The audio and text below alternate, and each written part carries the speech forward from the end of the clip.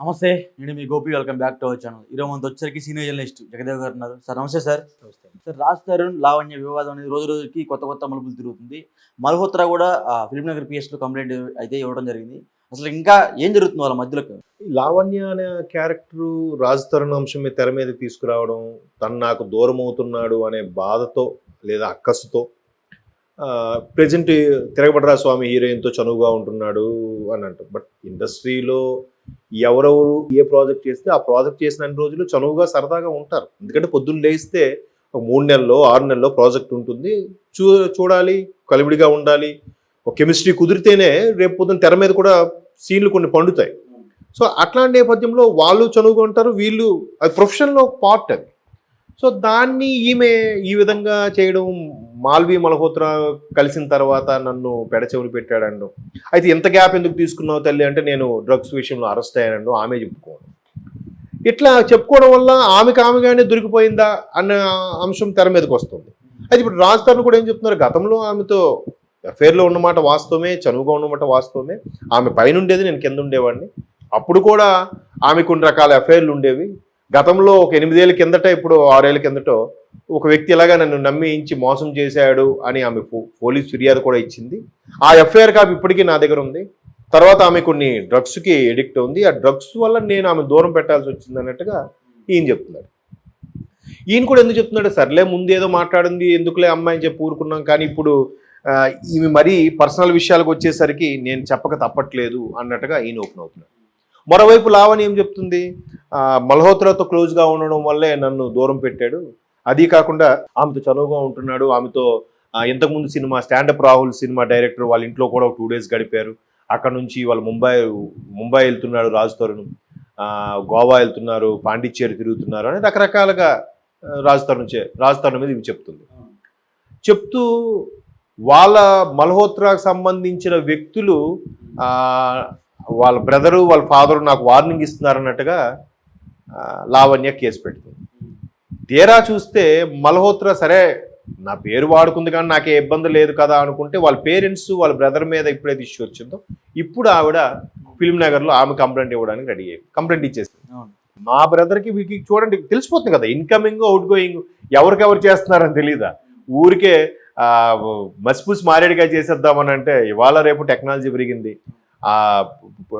Department telecom సంబంధించి ఆ Airtel portal వాళ్ళకో, వడాఫోన్ పోర్టల్ వాళ్ళకో, జియో వాళ్ళకో అడిగితే కాల్ డేటా ఇస్తారు. ఈవెన్ కంప్లైంట్ రిజిస్టర్ అయితే ఒక ఎస్ఐ స్థాయి వ్యక్తి, సిఏ స్థాయి వ్యక్తి అడిగితే ఇస్తారు కాల్ డేటా అనేది. సో కాల్ డేటా ఎవరికెవరు కాల్స్ వస్తాయని చెప్పి మా బ్రదర్కి ఈమె తిరిగి మెసేజ్ పెట్టి టార్చర్ పెడుతుంది. ఈమె నాకే కాదు, రాజ్ తరుణ్తో గతంలో ఎవరెవరు యాక్ట్ చేశారో వాళ్ళందరికి కూడా ఇట్లాగే పెట్టిందంట. బట్ నేను ఈరోజు ఓపెన్ అయ్యాను, మీరు కావాలంటే గతంలో రాజ్ తరుణ్తో యాక్ట్ చేసిన హీరోయిన్లు కూడా మీరు ఎంక్వైరీ చేసుకోండి అన్నట్టుగా మల్హోత్రా ఈరోజు ఫిల్మ్ నగర్ పోలీసులకు చెప్పడం జరిగింది. ఇది ఏమిటంటే అంటే ఇట్లా సమస్యను పెద్దది చేసుకోవడం, జటిలం చేసుకోవడం తప్ప దీనికి సొల్యూషన్ ఏంటి? రాజ్ తరుణ్ ఫ్యూచర్ నాశనం చేయాలని పన్నాగం పండింది లావణ్య అని రాజ్ తరుణ్ అంటున్నాడు. ఎవరు ఫ్యూచర్ ఎవరు నాశనం చేయలేరండి, అది అనుకుంటాం. కానీ దీనికి చిన్న ఎగ్జాంపుల్ చెప్పాలి. నెపోటిజం అంటారు. నెపోటిజం వాడి వల్లే పెద్ద స్టార్ అయిపోయి, వాడిలో సత్తా లేకపోతే వాడు స్టార్ అవ్వడు. ఎందుకంటే పెద్ద పెద్ద దర్శకులు పిల్లలు కూడా ఇవాళ స్టార్లు అవ్వలేదు. రాఘవేంద్ర గారు అబ్బాయి స్టార్ అవ్వలే, దాసనారాయణ గారు అబ్బాయి స్టార్ అవ్వలే, కోదండ రామరెడ్డి గారు అబ్బాయి స్టార్ అవ్వలే. నెపోటిజం అనేస్తున్నారు సింపుల్గా. అలాగే వాడు కెరియర్ వీడు బదనాం చేశారు, వాడు స్టార్ బాగుంటే, వాడు అదృష్టం బాగుంటే ఎవ్వడూ ఏం చేయలేడు. అది రాజ్ తరుణ్ అవ్వండి, ఉదయకిరణ్ అవ్వండి, ఎవరైనా అవ్వండి, ఆ టైము అట్లా నడుస్తుంటుంది అంతే. అంటే డెప్త్గా ఆలోచిస్తే ఒకరు వచ్చి బదనాం చేసినంత మాత్రాన డేలా పడిపోతారు, వాళ్ళ కెరీర్ పోతుంది అనుకోవడం అనేది భ్రమ. ఇప్పుడు ప్రతి రంగంలో కూడా ఇట్లాంటి ఎలిగేషన్స్, లేదంటే ఎవడైనా డెవలప్ అవుతుంటే నన్ను మోసం చేశాను డబ్బు కోసం అవ్వచ్చు, లేదా నిజంగా రిలేషన్ ఉండొచ్చు, ఇంకేదైనా అవ్వచ్చు. అలా అభియోగాలు మోపినంత మాత్రాన ఆ సినిమా అవకాశాలు పోతాయని నేను అనుకోను. ఆ టైం అదంతే. ఇప్పుడు ఉంది, ఇష్యూ అయింది, ఆయన నిజంగా అందరు దర్శకులతోని రెమ్యునేషన్ పరంగా కానీ సెట్లో ఎవరికి ఏడిపించకుండా టైం టు టైం షెడ్యూల్ పూర్తి చేసే హీరో అయితే ఎవరు ఆయన పర్సనల్ లైఫ్ మనకెందుకు అబ్బా, మనతో సినిమా కరెక్ట్గా చేస్తున్నాడా లేదా, టైం టు టైం వస్తున్నాడా లేదా, కాల్ షీట్ ప్రకారం చేస్తున్నాడా లేదా, ఈయనకి మార్కెట్లో ఎంత ఉందా లేదా అని చూసే చేస్తారు ఏ ప్రొడ్యూసర్ అయినా. పైగా సినిమా ఇండస్ట్రీలో సెంటిమెంట్స్ మరీ ఎక్కువ. ముహూర్తం షాట్ నుంచి దీనికి ఇదేమిటి, ఇక దుర్ముహూర్తమా, అమృతకాలమా అన్ని చూసే పెడతారు వాళ్ళు. ఒక్కొక్కసారి ఎన్ని పెట్టినా వాళ్ళు ఎంత పెర్ఫామ్ చేసినా కూడా సినిమా హిట్ అవ్వలేదు అనుకోండి, సింపుల్గా హీరోయిన్ మీద తోసేస్తుంటారు. అది చాలా తప్పది. అబ్బా హీరోయిన్ ఉంది, ఐరన్ లెగ్గరా బాబు, ఆమె ఏం చేస్తుంది అబ్బా. జెనీలియా కూడా ఇలాగే అనుకున్నారు, ఐరన్ లెగ్ గెలవదని. బొమ్మరిల్లు తర్వాత ఆమె లైఫ్ కెరియర్ మారిపోయింది. బొమ్మరిల్లు ఎట్లాంటి బ్లాక్ బాస్టర్ అయిపోయింది. ఆమె ఆడియో సక్సెస్ మీట్లో కూడా ఎమోషన్ అయిపోయి చేసింది ఆమె. అని నన్ను ఎంత ఐరన్ లెగ్ అన్నారు, నన్ను ఎవరూ తీసుకోలేదని. అది చెప్పలేము, ఎవరికి ఎప్పుడు ఏది టర్న్ అవుతుందో చెప్పలేము.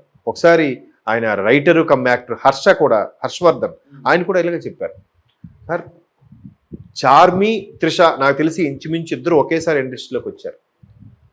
అంటే త్రిష గారిని తక్కువ చేసే ఉద్దేశం కాదు, కానీ త్రిష గారి కన్నా అన్ని రకాలుగా మల్టీ టాలెంటెడ్ చార్మి, అవునా కాదు? డ్యాన్స్ త్రిష గారి కన్నా ఎక్స్ట్రాడినరీగా చేస్తారు ఆవిడ. చార్మి చాలా బాగా డ్యాన్స్ చేస్తారు.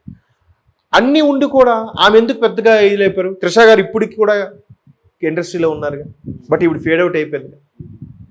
రకరకాల కారణాలు అవ్వచ్చు. అఫ్కోర్స్ ఇప్పుడు ప్రొడ్యూసర్గా ఉన్నారనుకోండి, ఈవిడ కొంచెం పట్టించుకోవడం వల్ల లావ్ అయిపోవచ్చు, లేదా అవకాశాలు తగ్గడం వల్ల పట్టించుకోవడం మానేసి ఉండొచ్చు, చెప్పలేము.